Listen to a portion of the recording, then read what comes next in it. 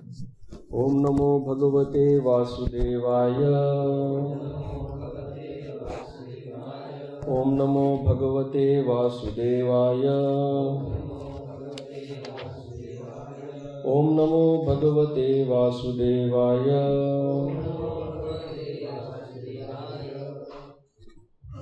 ग्रंथराज श्रीमद् भागवतम चतुर्थ स्कंद द्वितीय अध्याय श्लोक क्रमांक चतुर्थ स्कंद चतुर्थ अध्याय श्लोक क्रमांक 2। सूर्यदीदृक्षा प्रति, ऐसे नहीं होगा शायद। हाँ, सूर्यदीदृक्षा प्रतिघात दुर्मनाः स्नेहादुदत्य श्रुकलातिविह्वला भवं भवान्य प्रतिपूरुषं रुषा प्रधक्ष्यति वै क्षतजातवेपथुः सुहृद्दिदृक्षा प्रतिघात दुर्मनाः स्नेहाद्रुदत्य श्रुकलातिविह्वला भवं भवान्य प्रतिपूरुषं रुषा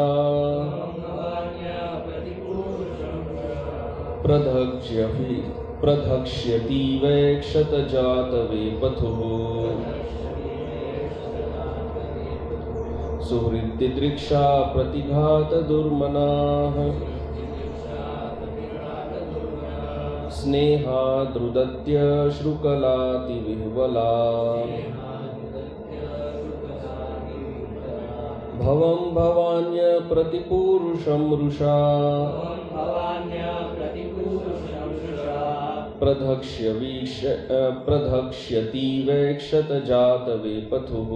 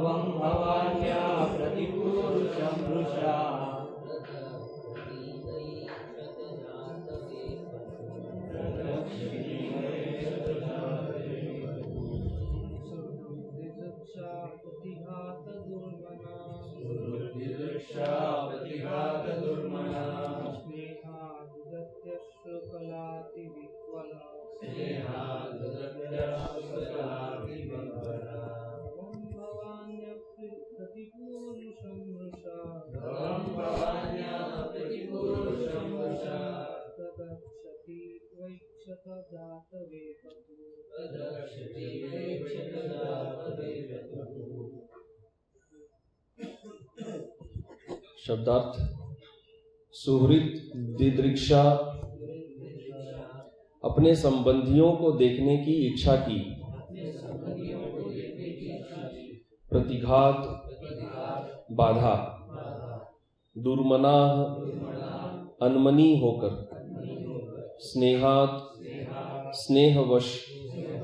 रुदती, रोती हुई। अश्रुकला, आंसुओं के बूंदों से। अतिविह्वला, अत्यधिक व्याकुल। भवम, शिव। भवानी, सती। अप्रतिपूरुषम, अद्वितीय। रुषा, क्रोध से। प्रधक्ष्यति, भस्म करने। इव, मानो। ऐक्षत, देखा। जात वेपथुः, हिलती हुई, थर थर कांपती हुई। अनुवाद एवं तात्पर्य श्रील प्रभुपाद द्वारा अनुवाद। इस तरह अपने पिता के घर जाकर अपने संबंधियों को देखने से मना किए जाने पर सती अत्यंत दुखी हुई। उन सब के स्नेह के कारण उनकी आंखों से अश्रु गिरने लगे। थरथराती एवं अत्यधिक व्याकुल होकर उन्होंने अपने अद्वितीय पति भगवान शंकर को इस प्रकार से देखा मानो वे अपनी दृष्टि से उन्हें भस्म करने जा रही हों। तात्पर्य, इस श्लोक में प्रयुक्त अप्रतिपूरुषम शब्द का अर्थ है जिसकी बराबरी का कोई अन्य न हो। इस जगत में शिवजी की समता का कोई भी व्यक्ति नहीं है।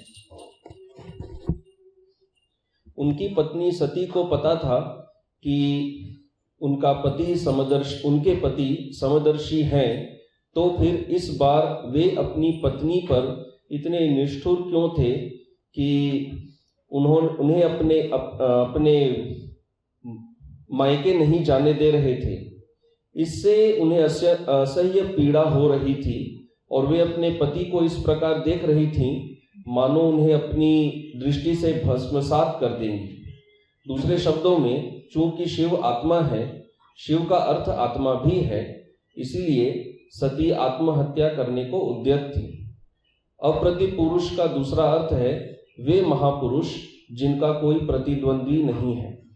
चूंकि शिवजी को आज्ञा देने के लिए राजी नहीं किया जा सका, अतः सती ने स्त्री के उस अंतिम अस्त्र रोदन का सहारा लिया जिससे पति बाध्य होकर अपनी पत्नी के प्रस्ताव को मान लेता है। ओम अज्ञानतिमिरान्धस्य ज्ञानाञ्जनशलाकया चक्षुरुन्मीलितं येन तस्मै श्रीगुरवे नमः। श्रीचैतन्यमनोभीष्टं स्थापितं येन भूतले स्वयं रूपः कदा मह्यं ददाति स्वपदान्तिकं। वन्देऽहं श्रीगुरोः श्रीयुतपदकमलं श्रीगुरून् वैष्णवांश्च श्रीरूपं साग्रजातं सहगण रघुनाथान्वितं तं सजीवं साद्वैतं सावधूतं परिजनसहितं कृष्णचैतन्यदेवं श्रीराधाकृष्णपादान् सहगण ललिता श्रीविशाखान्वितांश्च। नमः ओं विष्णुपादाय कृष्णप्रेष्ठाय भूतले श्रीमते भक्तिवेदांत स्वामिन इति नामिने। नमस्ते सारस्वते देवे गौरवाणी प्रचारिणे निर्विशेष शून्यवादी पाश्चात्य देश तारिणे। हे कृष्ण करुणा सिंधो दीनबंधो जगतपते गोपेश गोपिका कांत राधा कांत नमोस्तुते। तप्त कांचन गौरांगी राधे वृंदावनेश्वरी वृषभानुसुते देवी प्रणमामि हरिप्रिये।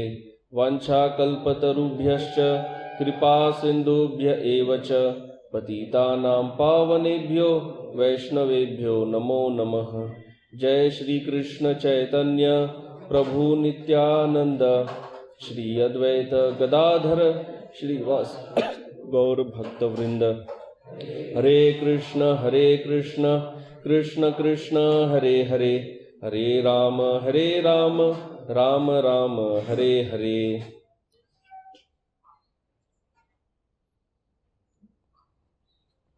हरे कृष्ण। उपस्थित सभी भक्तों का आज के श्रीमद् भागवत प्रवचन में हार्दिक स्वागत है।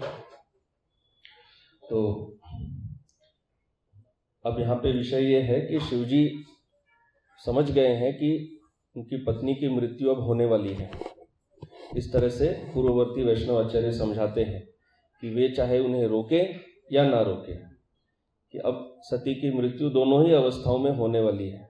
ये बात वो समझ गए हैं और शिवजी अब ज़्यादा कुछ और नहीं कहना चाहते हैं, क्योंकि जो स्त्री हट हम कहते हैं, अब माता सती अब स्त्री हट पर आ गई हैं और उनकी इच्छा में चूंकि अब बाधा उत्पन्न हो रही है, तो हमने पढ़ा कि वो बाहर जाती है फिर अंदर आती है।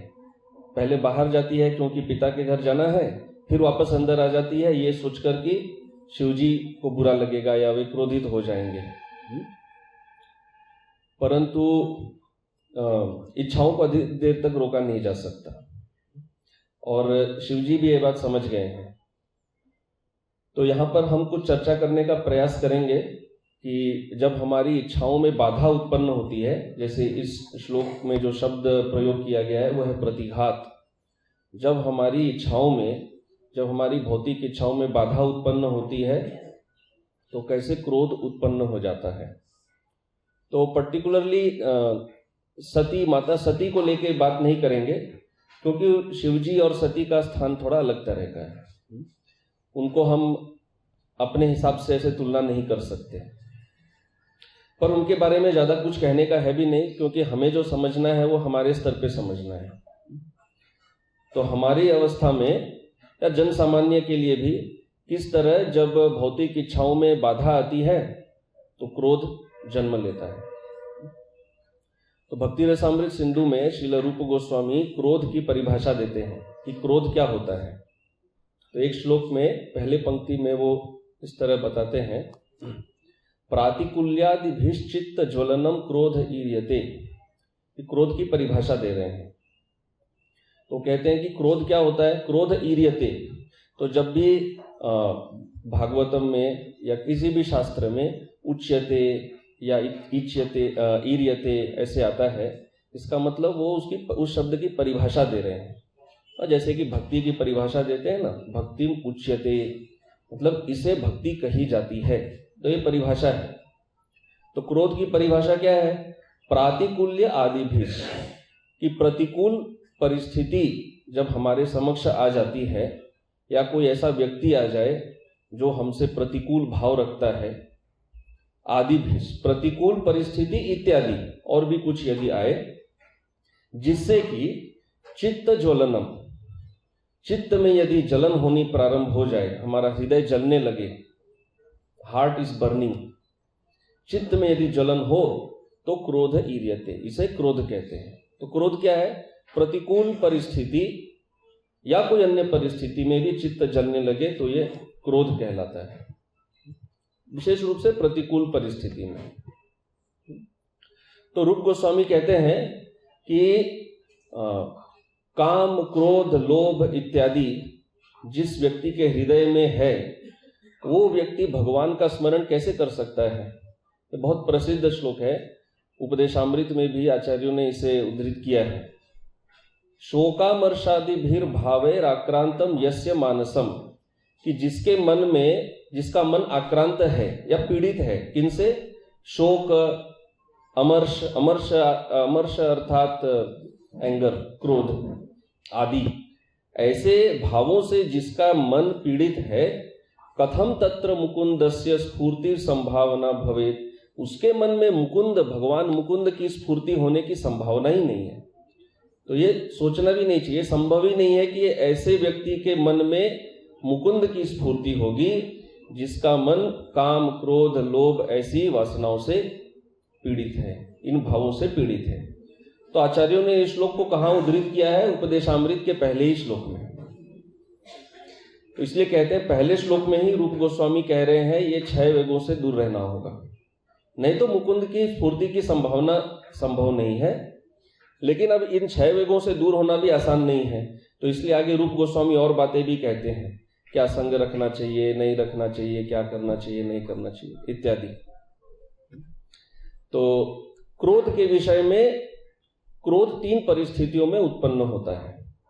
इस प्रकार भक्ति सिद्धांत सरस्वती ठाकुर वही श्लोक में समझाते हैं अनुवृत्ति भाष्य में। कौन सी 3 तरह से क्रोध आता है। पहला कहते हैं कि भौतिक इच्छाओं की पूर्ति में बाधा, कोई किसी भी प्रकार की भौतिक इच्छा जो उसकी हम पूर्ति करना चाहते हैं, उसमें यदि बाधा उत्पन्न हो तो क्रोध आता है हृदय में। फिर यदि हम कार्य को संपन्न कर लें परंतु उस कार्य का फल हमें प्राप्त न हो, पहले तो क्रोध कब आता है, जब कार्य में ही बाधा आ रही है। दूसरा, यदि कर्म को पूरा कर ले परंतु कर्म का वांछित फल नहीं प्राप्त हो तो भी क्रोध उत्पन्न होता है नहीं मिलने पर। और तीसरा क्रोध कब होता है, ये इंटरेस्टिंग है, चेष्टा करने पर भी यदि मुक्ति न मिले तो भी क्रोध आ जाता है। तो यदि कोई व्यक्ति मुक्ति कामी है, हाँ, इसीलिए कहा जाता है हाँ कि ये मुक्ति भी जो है ये क्या है, बाधा है। वास्तव में मुक्ति नहीं आने पर भी व्यक्ति को क्रोध आ जाता है, नहीं मिलने पर भी। हाँ, परंतु हम भक्तों के केस में देखते हैं, भक्त जब भक्ति के उच्चतर स्तर को प्राप्त नहीं कर पाते हैं तो वो क्रोधित नहीं होते, वो और नम्र बन जाते हैं, और नम्र बनते हैं, भगवान से और प्रार्थना करते हैं, भक्ति में और तीव्रता लाने का प्रयास करते हैं, ऐसे क्रोधित नहीं होते, तो हम ऐसे भगवान पर क्रोधित नहीं हो सकते। ऐसा कहीं भी नहीं सिखाया गया है कि यदि हम भक्ति के जो स्तर हैं उसमें आगे नहीं बढ़ रहे हैं तो हम क्रोध व्यक्त करें, ऐसा नहीं होता है। लेकिन मुक्ति में वो कहते हैं ऐसा होता है, मुक्ति नहीं मिलने पर व्यक्ति क्रोधित हो जाता है। तो ऐसे शास्त्रों में और आचार्यों ने हमें उपदेश दिया है, लेकिन उपदेश सुनना हमें अच्छा नहीं लगता है। किसी भी व्यक्ति को उपदेश केवल देना अच्छा लगता है, सुनना अच्छा नहीं लगता है ना। ये उपदेश जो है ये वन वे ट्रैफिक जैसे चलता है, ये हर कोई दूसरे को देता रहता है, लेकिन जब ये घूम के वापस आता है तो बुलेट की तरह लगता है। तो बुलेट केवल चलाना अच्छा लगता है, गोली खाना किसी को अच्छा नहीं लगता है। तो इसीलिए हितोपदेश में क्या कहा गया है, उपदेशो ही मूर्खाणाम प्रकोपाय न शांतये, कि मूर्ख व्यक्ति को उपदेश देने से क्या होता है, उसका क्रोध और बढ़ जाता है। इसलिए हमने पहले कहा कि हम सती देवी के लिए विशेष रूप से बात नहीं कर रहे, उनके ऊपर इस तरह से हम लोग डायरेक्ट लागू नहीं कर सकते इन बातों को। खैर जो भी हो, हिरण्यकश्यप के प्रसंग में प्रभुपाद ये हितोपदेश की बात कहते हैं कि प्रहलाद महाराज ने उनको अच्छी बात कही, और परंतु हिरण्यकश्यप का क्रोध, जैसे जैसे वो उपदेश सुन रहा था उसका क्रोध और उबलते जा रहा था। तब प्रभुपाद ये बात कहते हैं, उपदेशो ही मूर्खाणा, मूर्ख व्यक्ति को उपदेश इसलिए नहीं देना चाहिए, उसका प्रकोप शांत नहीं होता है बल्कि और बढ़ जाता है, आग में घी डालने के बराबर हो जाता है। तो अच्छी सलाह देने पर कोई यदि हमें अच्छा उपदेश दे रहे हैं तो हमें उस पर क्रोधित नहीं होना चाहिए। तो हम हो जाते हैं पर होना चाहिए नहीं। चतुर्थ स्कंध में ये बात आती है, प्राचीन बर्हिषद के संपर्क में ये बात आती है, जिसमें कहा जाता है कि यदि मूर्ख को अच्छी बात भी सिखाए जाए तो वो उसे मानता नहीं है, उल्टे वो क्रुद्ध हो जाता है। ऐसे प्रभुपाद कह रहे हैं तात्पर्य में। तो ऐसा क्रोध कैसा है, वो कह रहे हैं ये जो क्रोध है ये सांप के विष के समान है। सांप को जितना दूध खिलाया जाता है उसका विष इस प्रकार बढ़ता है। तो मूर्ख व्यक्ति भी ऐसे होता है, उसको जितना सुझाव दिया जाए, उपदेश दिया जाए, उसका क्रोध और बढ़ता है। प्रभुपाद लिखते हैं, दयालु और नम्र होने की बजाय अच्छी वस्तुएं खिलाए जाने पर सांप अपना विष बढ़ाता है। इसी प्रकार मूर्ख को उपदेश देने पर वह अपने को सुधारने के बजाय उल्टे क्रुद्ध होता है। तो देवी सती को ऐसे तो नहीं कह सकते, ऐसे मूर्ख व्यक्ति के ऐसे संज्ञा में तो अवश्य ही नहीं डाल सकते हैं, परंतु उनका जो स्त्री हट है वो एक प्रकार की मूर्खता की तरह बताया जा रहा है। प्रभुपाद यहाँ कह रहे हैं कि स्त्री का जो अंतिम सहारा होता है रोना, रो के पति को वश में करना, वही वो कर रही है। क्योंकि शिवजी ने तो उनको समझाया कि भले ही वो आपके पिता है और आपके पिता के घर आप बिना निमंत्रण के जा सकती हैं, परंतु जब भाव विपरीत हो तो पिता, गुरु, मित्र इत्यादि के घर पे भी नहीं जाना चाहिए, विपरीत भाव होने से। तो ये जो क्रोध है वो मुख पे प्रकट हो जाता है, जैसे हम इस श्लोक में आज देख रहे हैं कि वो इस तरह से शिवजी को बस देख रही थी। आज लग रहा था कि शिवजी जो अपना तीसरे नेत्र से दूसरों को भस्म कर सकते, आज तो यही कोई नेत्र खोल के शिवजी को भी भस्म कर देगी। तो मुख पे क्रोध प्रकट हो जाता है। और प्रभुपाद यही प्रसंग में चौथे स्कंध में एक तात्पर्य में लिखते हैं, अंग्रेजी का प्रसिद्ध कहावत है, face is the index of the mind, कि व्यक्ति का चेहरा कहता है कि उसके मन में क्या चल रहा है। कई लोगों का ना ऐसा प्रोफेशन होता है, फेस रीडिंग, ऐसे ऐसे प्रोफेशंस होते हैं, हैंडराइटिंग से बताएंगे, हस्ताक्षर से कि आपका व्यक्तित्व, चरित्र कैसा है, वैसा कह सकते हैं। फेस रीडिंग, चेहरे को स्टडी करते हैं, ये सब होता है। तो प्रभुपाद यहाँ कह रहे हैं, अंग्रेजी में कहावत है, मुख मन का दर्पण है। यदि कोई क्रोधित होता है तो उसका क्रोध उसके मुख पर तुरंत प्रकट हो जाता है, व्यक्ति उसको रोक नहीं पाएगा। इसी प्रकार स्थूल शरीर की क्रियाओं से अन्य मानसिक दशाएं प्रकट होती हैं। तो प्रभुपाद यहां समझा रहे हैं किस प्रकार से अलग अलग तरह से क्रोध प्रकट होता है। प्रभुपाद यहां कहते हैं कि जब मन में क्रोध रहता है तो जीभ लड़खड़ाने लगती है, व्यक्ति सही तरह से बात नहीं करेगा क्रोध की अवस्था में। जब मन का क्रोध हाथों द्वारा प्रकट होता है तो लड़ाई होने लगती है। तो ये सब तो आगे आएगा, जब वो यज्ञ चलेगा तब ये सब होने वाला है। पांव द्वारा प्रकट होने पर पाद प्रहार होता है, हाथ चलाएंगे, पैर चलाएंगे। तो प्रभुपाद कह रहे हैं कि मूल बात क्या है, मन की सूक्ष्म क्रियाएं विविध इंद्रियों द्वारा अनेक प्रकार से प्रकट होती रहती हैं। मन के जो भाव हैं वो शरीर पर प्रकट हो ही जाते हैं। तो इसीलिए हमें शास्त्र की इस बात का सहारा नहीं लेना चाहिए कि कलयुग में मन में किए गए पाप अपराध इनका फल नहीं मिलता। उस समय नहीं मिलता, लेकिन बाद में मिलेगा, क्योंकि वो मन में रह नहीं पाएगा।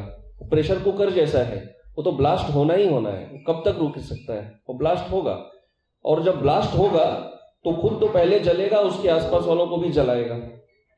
तो इसलिए इसको रोक नहीं सकेंगे, ये अवश्य ही प्रकट हो जाएगा। तो क्रोध जो है ये कब आता है हमारे अंदर? जब हम हताश हो जाते हैं। हताशा, frustration gives rise to anger, ऐसे प्रभुपाद ने कुछ जगह पर क्लियरली लिखा है। उपदेशामृत में भी प्रभुपाद यही बोलते हैं, फ्रस्ट्रेशन लीड्स टू एंगर। जब हम हताश हो जाते हैं, तो हताश क्यों होते हैं? क्योंकि हमारे अंदर वो कर्म फल की इच्छा है। कर्म फल जब प्राप्त नहीं होता है तो हताश हो जाते हैं, और हताश हो जाते हैं तो फिर क्रोध जन्म लेता है। जैसे भगवान ने भगवत गीता में समझाया, काम की पूर्ति नहीं होने से क्रोध उत्पन्न होता है, और काम की पूर्ति यदि हो जाए तो और काम चाहिए, तो फिर लोभ जन्म लेता है। तो काम से लोभ नहीं तो क्रोध कोई तो जन्म लेगा ही। इसलिए एक जगह प्रभुपाद लिखते हैं कि anger is the younger brother of desire. क्रोध जो है ये काम का छोटा भाई है, उसके बाद ये अवश्य आता है। बड़े के पीछे छोटा चलता है। जैसे हम लोग अनुगत्य कहते हैं ना, कि जो बड़े वैष्णव होते हैं उनका अनुगत्य करना चाहिए, अनुगति। तो ये जो क्रोध है ये अपने बड़े भाई का अनुगत्य करता है, उसके पीछे पीछे, काम के पीछे पीछे इस तरह से चलता है।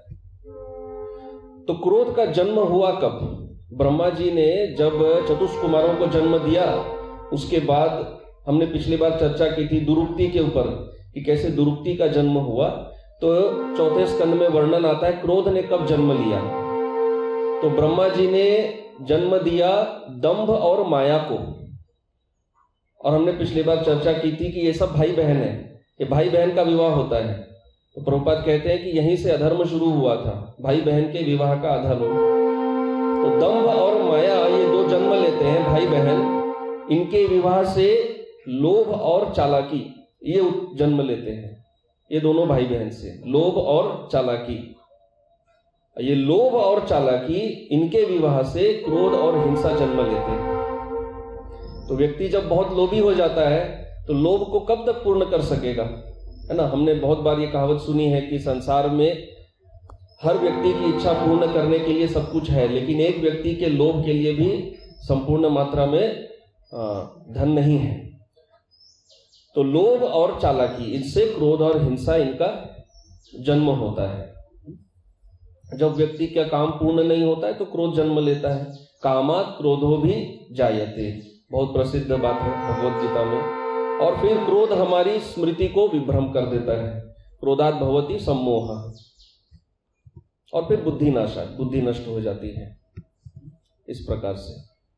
तो भागवत में थोड़े प्रसंग देखते हैं कैसे अलग अलग स्थितियों में क्रोध उत्पन्न होता है। असुरों के क्रोध को नहीं लेंगे, क्योंकि असुरों का जो क्रोध है वो पूर्ण तरह से हम पर लागू नहीं होगा।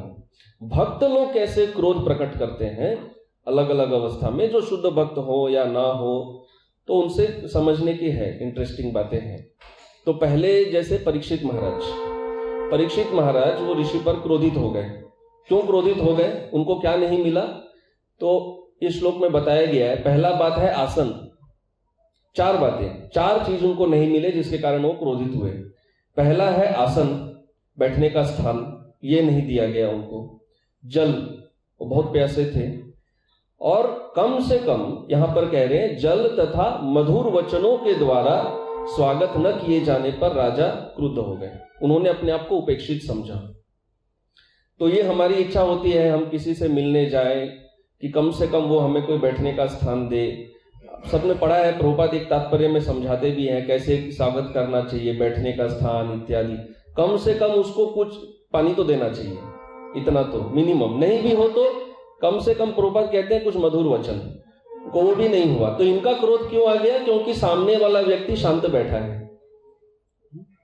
तो ये बात महत्वपूर्ण है। कोई यदि हमसे बात करना चाहता है, हमें उनका स्वागत ना करें, केवल चुपचाप रहें, तो कठोर वचन कहने से कुछ न कहने पर व्यक्ति ज्यादा क्रोधित भी हो सकता है। जैसे हम कहते हैं silence is golden, but sometimes silence can be very dangerous. Dhruv Maharaj के परिप्रेक्ष्य में भी यही हुआ था। उनको क्रोध क्यों आया था? उनके पिता चुपचाप बैठे थे, वो कुछ भी बोले नहीं। तो खैर परीक्षित महाराज इस तरह से क्रोधित हो जाते हैं।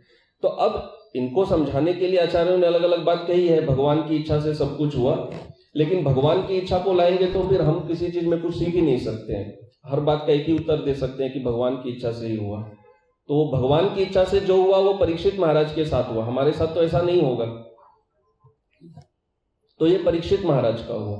फिर जैसे दुर्योधन विदुर पर क्यों क्रोधित होते हैं? वो परीक्षित महाराज जैसे नहीं है। परीक्षित महाराज स्वाभाविक क्रोधी नहीं है, परंतु उस स्थिति में उनको क्रोध आया। लेकिन जो दुर्योधन है वो स्वभाव से ही द्वेषी और क्रोधी व्यक्तित्व वाला है। तो दुर्योधन को विदुर पर क्यों क्रोध आता है? विदुर जी ने उनके पिता को कहा, धृतराष्ट्र को कहा कि तुम इस मूर्तिमान पाप को पाल के रखे हो, इसे दूर कर दो। वहां पर कह रहे तुम इस तरह से कृष्ण के अभक्त का पालन कर रहे हो, अतएव तुम समस्त शुभ गुणों से विहीन हो। तो जो अभक्त है, अभक्त के संग का त्याग करो। हम समझते हैं, जानते हैं, चैतन्य महाप्रभु ने यही बात समझाई है। भक्त का पहला लक्षण क्या है? असत संग त्याग यही वैष्णवाचार। तो उनको यही बात कह रहे हैं, ये असत संग जब तक तुम्हारे पास रहेगा तुम्हारी सदगति कभी संभव नहीं है, इसको दूर करो। और दुर्योधन ने वह सुन लिया, या पता नहीं विदुर जी ने दुर्योधन के सामने ऐसा कहने का साहस कैसे कर लिया। जो भी हो, तो दुर्योधन क्रोध के मारे फूला हुआ था, उसके होठ फड़क रहे थे। जैसे प्रभुपाद ने समझाया, मन का क्रोध सामने आता ही है। दुर्योधन के होठ फड़क रहे थे और फिर दुर्योधन ने क्रोध में विदुर जी का बहुत तिरस्कार किया। ये तो हम समझते हैं। तो ये एक उदाहरण हुआ जहां पर कि व्यक्ति स्वभाव से ही क्रोधित है। तो जो स्वभाव से क्रोधित है वो थोड़ा सा कुछ चिंगारी होने से ही आग में भड़क जाएगा। परीक्षित महाराज का ऐसा नहीं था, वो तुरंत क्रोधित नहीं हुए, प्रतीक्षा किया उन्होंने बहुत याचना की ऋषि से, पर जब देखे कि कोई भी प्रतिक्रिया नहीं आ रही है तब क्रोधित हो गए। तुरंत जाके सांप को गले में नहीं डाला। लेकिन दुर्योधन तो ऐसा नहीं है, वो बस थोड़ा सा चिंगारी मिला तुरंत आग भड़क गया वहीं पर। फिर थोड़ा बीच के जैसा स्थिति है ब्रह्मा जी। ब्रह्मा जी अपने पुत्रों पर क्रोधित हो जाते हैं। क्यों क्रोधित हो जाते हैं? ये तो इस्कॉन में सभी समझते हैं, वो शादी नहीं करते हैं। विवाह नहीं करने से पिता क्रोधित हो जाते हैं, बोलते हैं हमको ब्रह्मचर्य आश्रम ज्वाइन करना है, तो ये इसलिए क्रोधित हो जाते हैं। परंतु ब्रह्मा जी अपने क्रोध को इन चारों चतुष्कुमारों पर प्रकट नहीं करते, क्योंकि वहां अनुवाद में लिखा गया है, श्लोक में प्रभुपाद लिखते हैं कि उनको पता था कि ये भक्ति में बहुत ये उन्नत है, इन चारों पर क्रोध व्यक्त करना उचित नहीं होगा। लेकिन क्रोध तो अंदर रह नहीं सकता, तो प्रेशर कुकर जैसे हो तो निकलेगा ही। तो ये क्रोध कहां से निकलता है? उनके भ्रिकुटी, आईब्रो से निकलता है, आईब्रो के बीच से निकलता है। इसलिए योग साधना में कहा जाता है कि व्यक्ति को जब क्रोध आ रहा है उसे अपने भ्रिकुटी के बीच में यहां पर ध्यान केंद्रित करना चाहिए। प्रभुपाद जी भी ऐसा लिखते हैं तात्पर्य में, इस तरह, इसीलिए यह समझाया जाता है, बीच में ध्यान केंद्रित करना चाहिए योग साधना में। तो खैर, तो उनके भौहों के मध्य से क्रोध उत्पन्न होता है, और वो किस रूप में आते हैं? रुद्र के रूप में जन्म लेते हैं। तो ब्रह्मा जी ने चतुष्कुमारों पर क्रोध किया, परंतु उन पर व्यक्त नहीं किया, अन्य तरह से क्रोध आ तो गया। तो ये तो हुआ ब्रह्मा जी से चतुष्कुमार। अब चतुष्कुमार वो भी क्रोध करेंगे, चतुष्कुमारों को भी क्रोध करना है। वो कब क्रोध करते हैं? वो जय विजय पर क्रोध करते हैं। तो ऐसे ये चलता रहता है। तो भागवत का प्राय हर प्रसंग में ये क्रोध दिखता है, प्राय हर लीला में है। तो चतुष्कुमार जय विजय पर क्यों क्रोधित हो जाते हैं? वो उनको भगवान से मिलने के लिए रोक देते हैं, है ना। ये तो सबका एक्सपीरियंस है। कोई भी संत महात्मा साधु के सेक्रेटरी रहेंगे, होंगे 50 लोग मिलना चाहते हैं, जिनको भी बोलेंगे नहीं, है ना। अभी प्रभु इधर बैठे हैं, सबको एक्सपीरियंस है। किसको ना बोलें, जिनको ना बोलेंगे वही क्रोधित हो जाएंगे। और हम सबको लगता है, ऐसा नहीं है कि हम अन्यों के लिए कह रहे हैं, सबका एक्सपीरियंस है। तो चतुष्कुमार के साथ भी ये होता है। लेकिन प्रॉब्लम यह है कि चतुष्कुमार क्रोधित हुए तो भगवान विष्णु आ गए, हम क्रोधित हो जाएंगे तो भगवान विष्णु नहीं आएंगे। हम क्रोधित होंगे तो टेंपल प्रेसिडेंट का फोन आएगा, ऐसे कैसे बिहेव कर सकता है तुम। और भगवान विष्णु आके हमारे से याचना नहीं करने वाले, नहीं आप ब्राह्मण है, मैं आपके लिए अपना हाथ कटवा सकता हूँ, वहाँ हाथ कटेगा नहीं, हाथ चल जाएगा, तो ऐसा नहीं होगा। तो इसीलिए हमें ये सब उदाहरण नहीं देना चाहिए कि भगवान की इच्छा से सब हुआ। जो भगवान की इच्छा से हुआ वो उनके लिए था, हमारे लिए नहीं था। खैर जो भी हो, इसमें एक पॉइंट इंटरेस्टिंग है। भगवान विष्णु ने कहा जय विजय से कि आपके साथ तो ऐसा होना ही था। क्यों होना था? क्योंकि भगवान विष्णु एक श्लोक में उनको एक बात कहते हैं कि आपने ऐसा ना केवल जय विजय के साथ नहीं किया, आपने लक्ष्मी देवी के साथ भी पहले ऐसा किया है। तो ये अधिकतर हमारे इस प्रसंग की चर्चा में आता नहीं है, क्योंकि उस श्लोक में कोई तात्पर्य नहीं है, बस एक लाइन में भगवान कह देते हैं लक्ष्मी देवी मुझसे मिलने आ रही थी, इसी कारण से वो गई होंगी, तो आपने उनको भी रोका था, परंतु लक्ष्मी देवी ने इनके तरह आपको श्राप नहीं दिया, परंतु लक्ष्मी देवी ने मुझे कहा था कि इनके साथ ऐसा होगा। तो ये तो आपके साथ होना निश्चित ही था, ऐसा होना ही था। लेकिन पूर्ववर्ती आचार्य इस तरह समझाते हैं कि चतुष्कुमारों में और जय विजय में देखिए क्या भेद है। चतुष्कुमार चूंकि ब्रह्मवादी है, वो शुद्ध भक्त नहीं है जय विजय के तरह, इसलिए चतुष्कुमार को अंदर प्रवेश प्राप्त नहीं हुआ, वो वैकुंठ के द्वार तक आए, अंदर जा नहीं पाए। चतुष्कुमार क्रोधित हुए, लेकिन जय विजय पुनः उन पर क्रोधित नहीं हुए, जो कि वो हो सकते थे, वो नहीं हुए। वो भगवान विष्णु के शरणागत थे, उनको पता था भगवान हमारी रक्षा करेंगे। तो खैर सभी को क्रोध आता है, सबको आता है। तो लक्ष्मी देवी भी उन पर क्रोधित हुई थी, चतुष्कुमार भी हुए थे।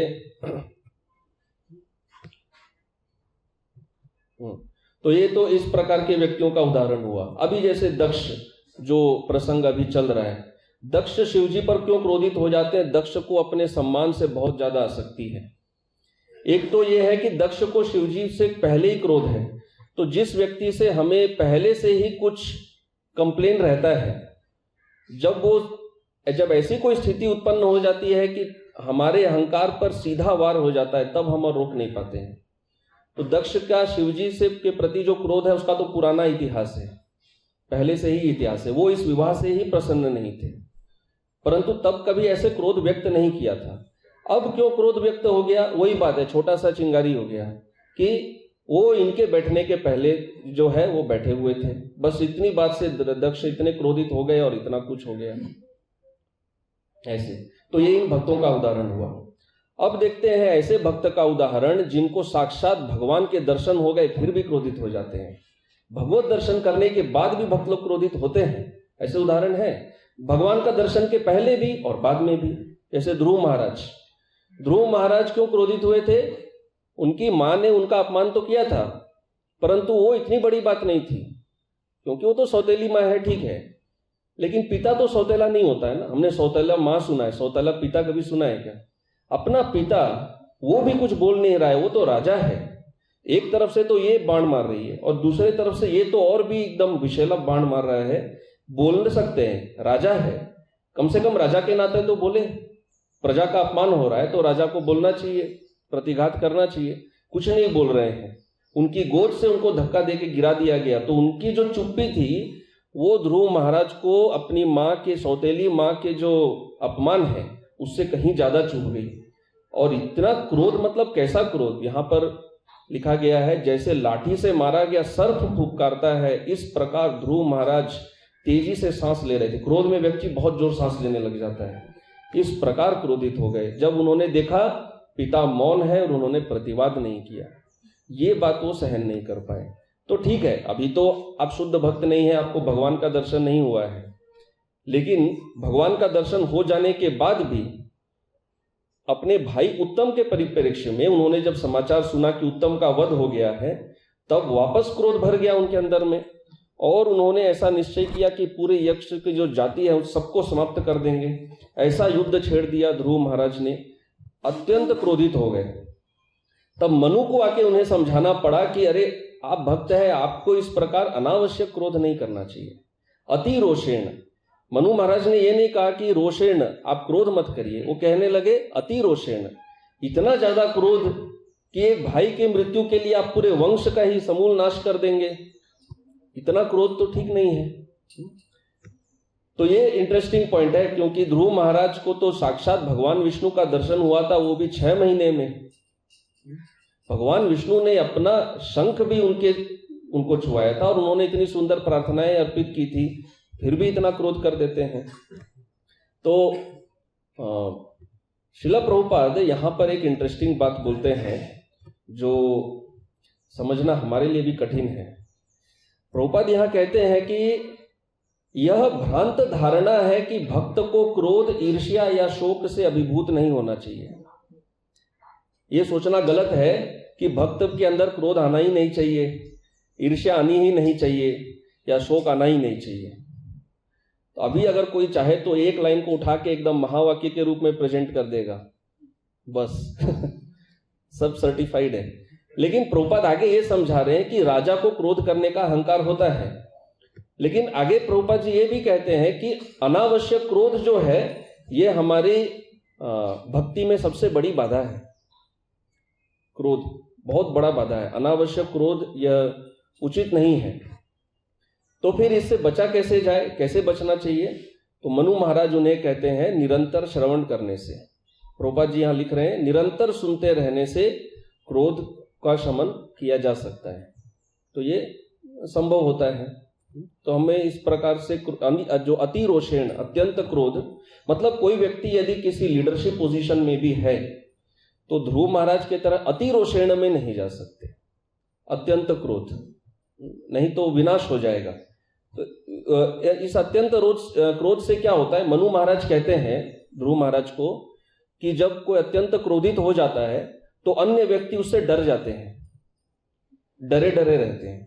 ये उचित नहीं है। प्रभुपाद जी यहां लिखते हैं कि जो व्यक्ति इस भौतिक जगत से मुक्ति चाहता है उसे चाहिए कि वह क्रोध के वशीभूत न हो, क्योंकि क्रोध से मोहग्रस्त होने पर वह अन्य सबों के लिए भय का कारण बन जाता है।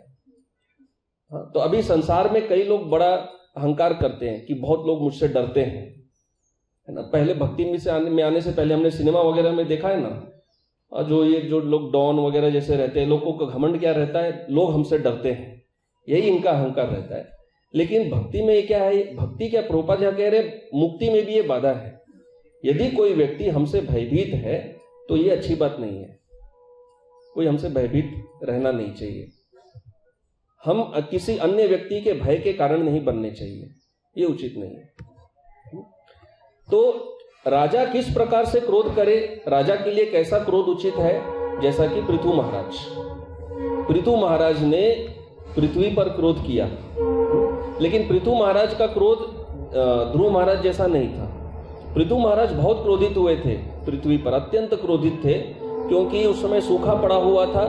और ऐसा कहा गया है कि पृथु महाराज, अभी तो पृथु महाराज जस्ट राजा बने थे, तो उस समय जो प्रजा थी वो भूख से लकड़ी की तरह सूख गई थी।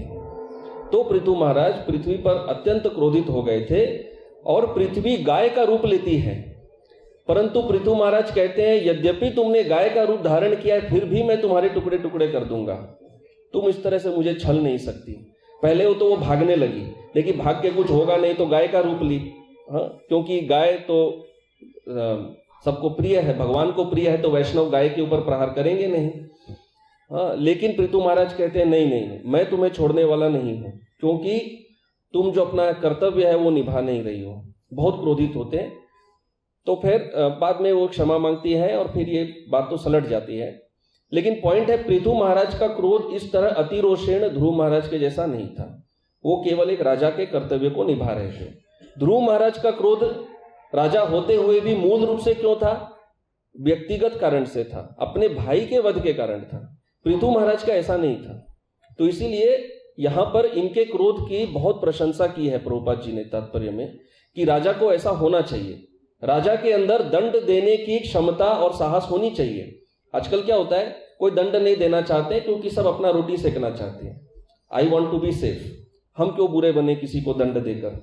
तो फिर वो किस प्रकार का राजा हो? उसको फिर जाके ब्राह्मण बनना चाहिए, वो क्या क्षत्रिय बनेगा? तो धनुष बाण उठाने में डरे, अर्थात आज के परिप्रेक्ष्य में किसी भी प्रकार से दंड देने से डरे, तो फिर वो क्या राजा हो सकते हैं? तो इस तरह से कभी कभी हम लोग कभी कभी क्रोध प्रकट होता है जैसे पूरे पृथ्वी का ही नाश कर देंगे। जैसे प्रचेता में भी देखिए, प्रचेताओं को भगवान विष्णु का दर्शन हुआ और बाहर आके देखे क्रोध क्यों किए? इस कारण से कि वृक्ष जो है बहुत ऊंचे तैयार हो गए थे और ऐसे लग रहा था पूरा पृथ्वी वृक्षों से ढक गया है। तो ऐसा क्रोध आंख से निकल रहा था जैसे सारे वृक्षों को जला के राख कर देंगे। तो उनके क्रोध को भी शांत करना पड़ा। तो पॉइंट है कि ये इतना भयंकर है कि भगवान का दर्शन होने के बावजूद भी ये आ सकता है। भौतिक संसार में हर समय खतरा मंडराता रहता है, हर समय खतरा है। राजा महाराजा लोग बहुत क्रोध करते हैं और राजा महाराजाओं का जो क्रोध है वो छोटा सा चिंगारी से भड़क जाता है। जैसे महाराज रहुगण, वो जड़ भरत पर क्यों क्रोधित हो जाते हैं कि वो देखते हैं कि सब तो ठीक से चल रहे हैं, ये एक ही व्यक्ति है जिसके कारण पालकी डोल रही है, ठीक से चल नहीं रही है, बस वो उन पर क्रोधित हो जाते हैं। जो सेवक है वो भी स्वामी पर क्रोधित होता है। हर प्रकार का क्रोध का वर्णन है भागवत में।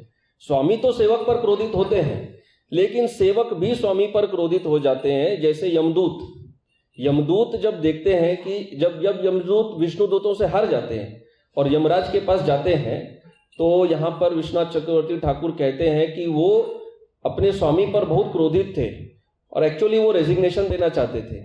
ये क्या है, इनका कोई वैल्यू ही नहीं है, अरे इनके होते हुए भी विष्णु दूतों ने हमें हरा दिया, तो फिर हमारा कार्य का मतलब ही क्या है, कोई मतलब नहीं है। तो वो इतने निराश थे, उन्होंने क्रोध में स्वामी से पूछा, अरे आपके अतिरिक्त और भी कोई स्वामी है क्या इस संसार में? उन्हें लगता था उनके यमराज ही सब कुछ है। तो फिर आगे तो खैर क्या बातें होती है वो हम जानते हैं। तो अच्छा, एक बात यह है, क्रोध के बाद यदि हमें कोई दंड दे तो भी हम क्रोधित होते हैं। दक्ष को शिवजी से दंड मिला, लेकिन दक्ष का क्रोध बाद में फिर आता है। किस पर आता है? नारद मुनि पर आ जाता है। फिर वही ब्रह्मचारी आश्रम वाला बात, अपने पुत्रों को फिर ब्रह्मचारी बनाया, फिर नारद मुनि पर क्रोधित हो जाते हैं।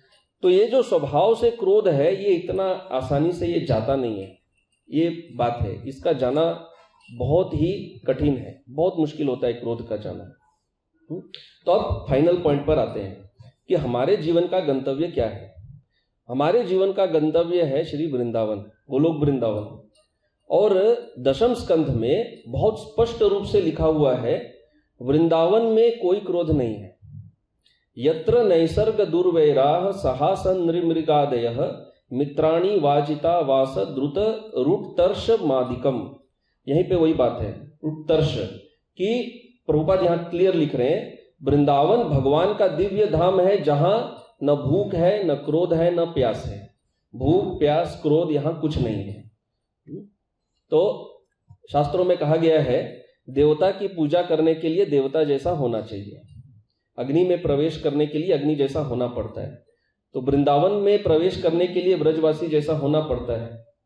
तो प्रभुपाद जी ने बहुत सुंदर तात्पर्य लिखा है, जहां वो समझाते हैं कि वृंदावन में पशु भी एक दूसरे पर क्रोध नहीं करते, वहां तो पशुओं में भी आपस में प्रेम रहता है, कोई किसी को वहां भूखा नहीं रखता है।